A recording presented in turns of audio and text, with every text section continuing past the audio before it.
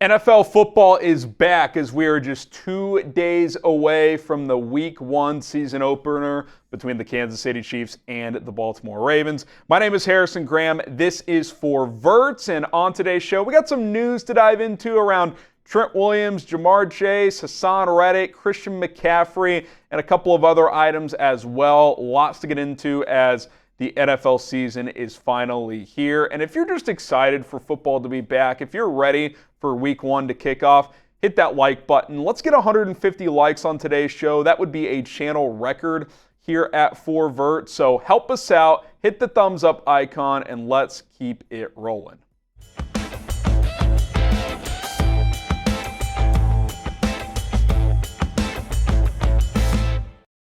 All right, let's kick off 4Verts here. Trent Williams is back, as it was reported early this morning from ESPN's Adam Schefter and several others that the 49ers and Williams are finalizing a restructured contract as he is ending his holdout. Now, as of filming this, numbers have not been reported, but the terms are close enough to being, on paper that he is reporting to the facility and is set to practice today as the 49ers take on the Jets in just 6 days. And it's really a good time to be a Niners fan because Trent Williams back in the fold. Christian McCaffrey appears to be as well. He missed most of the preseason and training camp with a calf strain. He is reportedly set to practice this afternoon as well. And look, it's been a dramatic offseason for San Francisco with Brandon Aiyuk's situation, having to give McCaffrey a pay raise, now Trent Williams, but all's well that ends well. Certainly appears it could be that way as the 49ers could be ready to roll here. Now,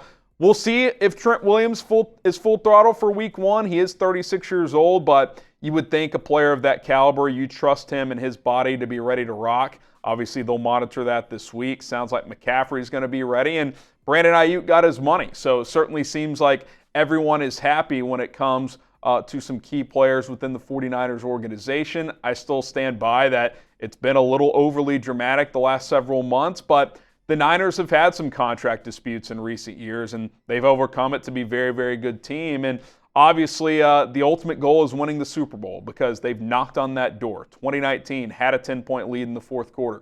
2022 NFC Championship game before Brock Purdy gets hurt against the Philadelphia Eagles. Last year had a 10-point lead at one point against the Chiefs again. Could not seal the deal, lost in overtime. It feels like this could be their year or their last best chance to get it done because, again, Trent Williams is a year older, Fred Warner's a year older, George Kittle, you're going to have to pay Brock Purdy soon. So this is a critical year for Kyle Shanahan and company, and we'll see if they can hit the ground running against the New York Jets. Speaking of the Jets, the latest on Haason Reddick from Josina Anderson is nothing has changed. She double-sourced this, she says, and two sources told her that there's no new movement, no new update. We are just 6 days away from the season opener, and unless he shows up tomorrow, Wednesday, I don't see how there can be an expectation that he's going to play in Week 1, even though he's been working out, he's been posting videos, seems like he's in good shape. If you're not in the game plan, it's kind of hard to play. Now, maybe he could just, be out there and be a pass rush specialist. You don't have to know the scheme that much to be able to do that. But nothing has changed from what he wanted 4 months ago, 5 months ago to now. Why did the Eagles change this? We covered this here on 4Verts. Why did the Eagles trade Haason Reddick? Because he wanted more money, and they weren't willing to give it to him. So they put him on the trade block. A team like the Jets came calling, and even though they understood that he wanted a new deal and the initial deal they offered to him he didn't accept, they still traded for him with the hope that something could get done. Well, that hasn't happened. And full disclosure, I don't know what Haason Reddick is asking for. I don't know what his contract demands are. But you knew what the situation was when you traded for him, as my alarm goes off here, months ago. He wanted a new contract. He's 30 years old. He wants to cash in one more time. So, listen, maybe he's asking for outrageous money, but it's kind of hard to feel bad for the Jets here. You knew what you signed up for. He turned down your initial contract, and you still traded a third-round pick for him. That's on you. You inherited Philadelphia's problem. So, again, if I was advising Haason Reddick, would I bend a little to take a little less money? I don't know. I'd have to know what the Jets are offering, but at the end of the day, they inherited this guy knowing he wanted a new deal, and without him, it's one player. They still have a good defensive front, but it would just not be ideal if you traded a premium pick for a guy who hasn't been in the building all offseason since he had his press conference post-trade. So I think this has been mismanaged from the start. Joe Douglas has to hold accountability here, and we'll see if something changes between now and week 1 or at some point this season. But as of now, it doesn't sound like that's the case. Make sure you guys subscribe to 4 Verts. Week 1 is here, which means daily content continues. We'll have some days where we publish multiple videos. We're going to do some big game reaction throughout the week as well. Probably a Thursday night reaction to Chiefs-Ravens, potentially Friday, Eagles, Packers in Brazil as well. And then, of course, all the Sunday and Monday action and everything else in between. Have a couple more division previews to put out, AFC North, NFC North. Those have been filmed and will be published before games within those divisions kick off, so stay tuned for that. It is 4 Verts, so lock us in. Turn on those notifications after you subscribe. All right, let's go to Ja'Marr Chase now, because there was a point last week where Zach Taylor said, oh, he's here, he's going to be here, he's ready to roll week 1. And then the next day, Ja'Marr Chase decided not to practice, and he's still not practicing. And Zach Taylor, which we covered, said, yeah, I may have jumped the gun there, and now he's calling Chase's situation day by day. And this one's a little trickier than like a CeeDee Lamb or even a Brandon Aiyuk, who he's clearly better than Aiyuk, and is similar tier as Lamb, is he's only played 3 years of his rookie deal. Lamb's played 4, so Dallas didn't really have a choice. Aiyuk had played 4. The Niners, I think, had more of a choice, but they ultimately paid him. Here, it's kind of like Chase is elite. I've said I would pay him by now if I was Cincinnati because he's just going to cost more later. When you have a premium player who's top 3, top 5 at his position, pay him as soon as he's extension eligible because the price is only going up. That's what made the Aiyuk one tricky for me because he's not a top 5 guy at his position. He's top 10, top 12. Obviously, he ultimately got paid, but there was some back and forth going on there for quite a while. I would pay Chase, but it seems like Cincinnati doesn't want to pay him till next offseason. So here's where things sit in my mind. This is my official prediction.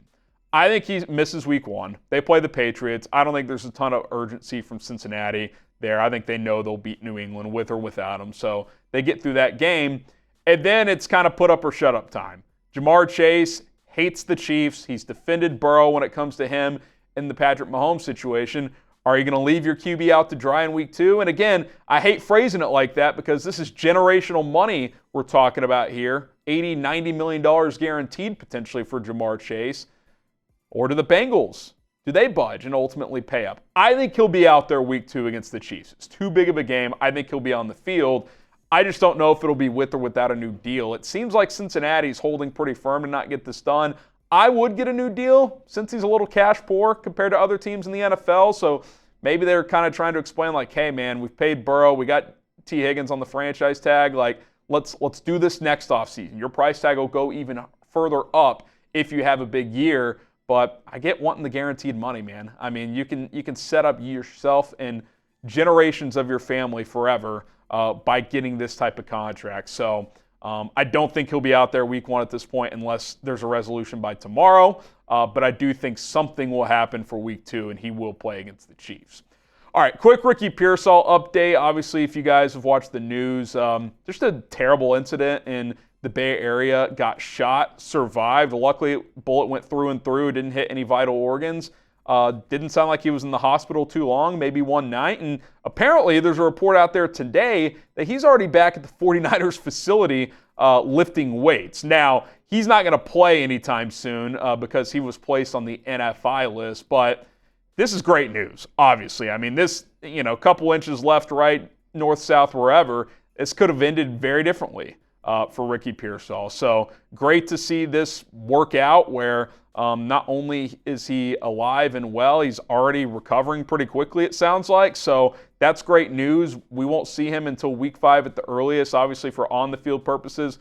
Getting Brandon Aiyuk done was big because Pearsall, had been banged up in the preseason and then obviously had this incident. So he's not going to be available. But hopefully he's back sooner rather than later and able to get on the game field as early as October. All right, some videos upcoming here on 4 Verts before we get out of here. I teased a little earlier. We'll probably do a Thursday night football reaction, Chiefs-Ravens. Kind of want to react to the first game of the season. We'll see about the Friday night game. Kind of play that one by ear. But week 2 of college football is just around the corner. Had a lot of action in week 1. We'll take a look at that slate. Take a look at the full NFL slate in week 1 as well. A couple of division previews to wrap up, plus my final 2024 NFL predictions as well. That could come after the Thursday and Friday games. That could be a Saturday video before the Sunday game, so stay tuned for that. But football is back, college, NFL, we're covering it all, so hit the subscribe button, spread the word to your buddies. If you like this type of show where kind of podcast, free-flowing style with some visual component, then hit the subscribe button. It's free. Share the channel with a friend, and let's grow this thing. We're going to be here all season long. Should be a lot of fun. My name is Harrison Graham. We will see you guys soon with another episode of 4 Verts.